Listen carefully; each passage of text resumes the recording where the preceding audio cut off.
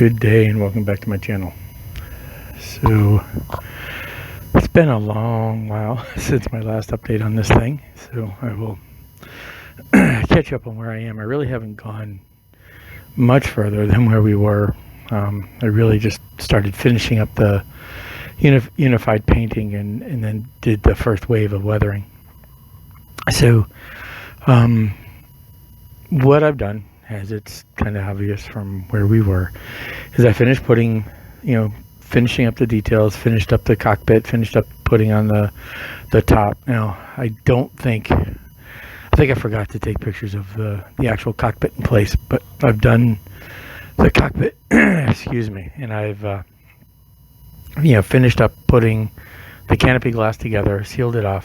Now, what I've also done is I put micro mask over top of it so that I could finish the unified painting and so forth. So I gave it a base coat of the gray and to add interest and also to sort of follow some of the painting schemes of long nose aircraft. I gave it the black non-reflective surface down the front.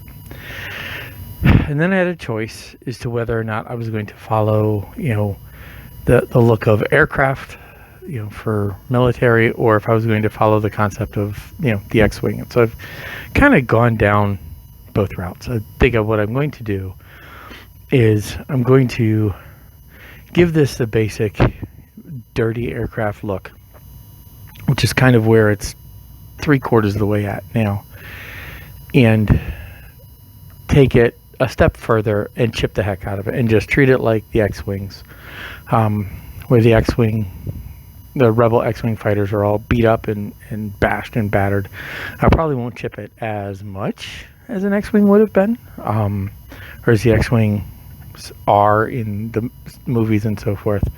But I am going to chip it up. I am going to hide some of my crappy panel making with chips and so forth, and sort of make them look intentional rather than just incompetent. I have gone and done streaking along the surfaces to match up the look of it. The panel lines have got the oil leaks and the bleeds and so forth, and then I've dirtied up the black on the non-reflective surface. It's got some minor minor transfers on it, and markings. I've got some of the rescue markings, the nose steps. Put some of those on there to sort of follow that look. So now what needs to happen is I've got to finish painting the intakes and the engines, finish painting the undercarriage, give the look, or give the landing gear the right color look. I have given an exhaust look from where the gun would be firing.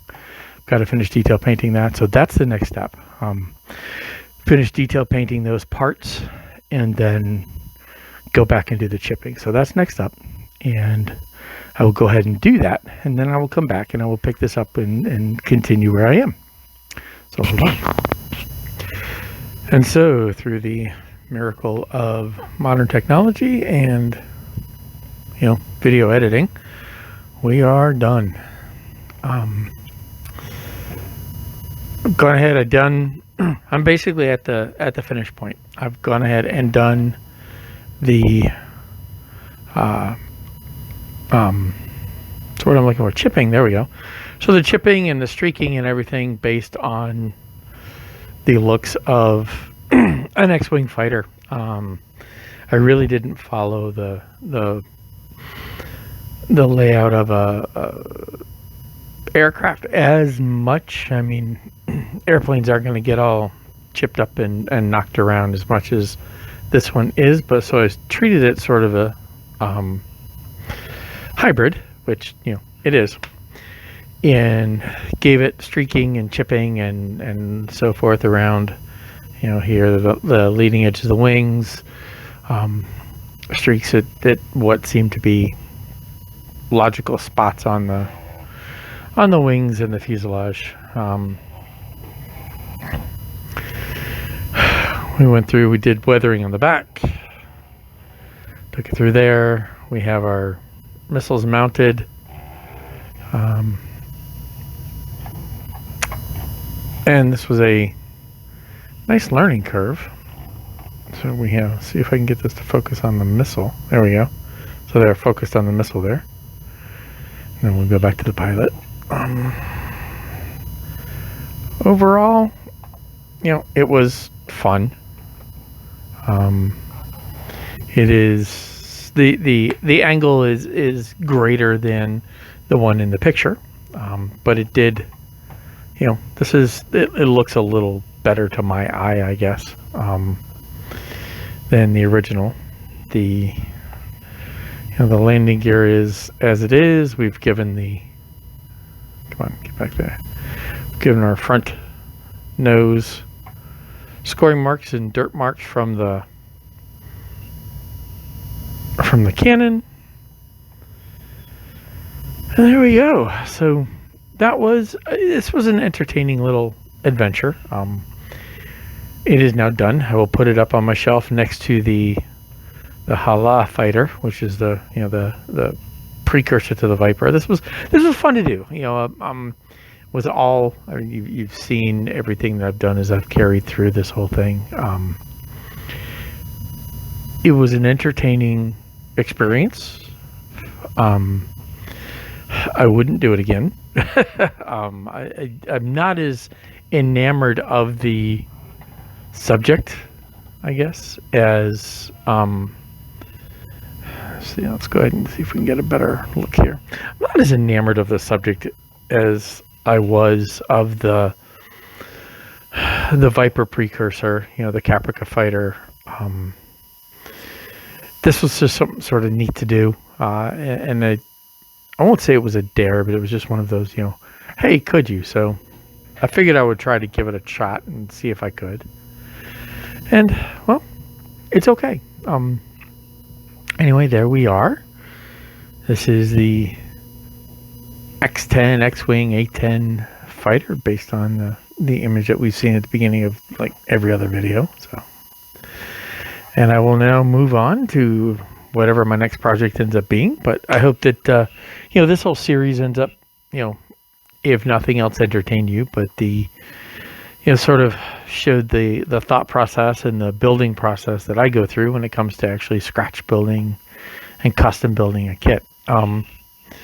It took, where are they? Here we are. Here's one. So basically we take just a regular missile, the missiles. I don't know if we see them well enough for that, but let's kind of come up here. We did hit them with gloss coat. There we go. And then we gave the tips a shot of ard coat to give that look of the lens. There we go. The look of the lens. It's on those. And that might actually work. Yeah, that looks a little bit better. So it looked, it kind of has the look that I was going for. But anyway, that is the A-10 Xwing hybrid fighter. I hope this series was entertaining enough at the very rate. And I will move on to the next project, whatever that ends up being. But again, thank you thank you all very much for watching. And until next time, I'll wish you happy modeling. Thank you.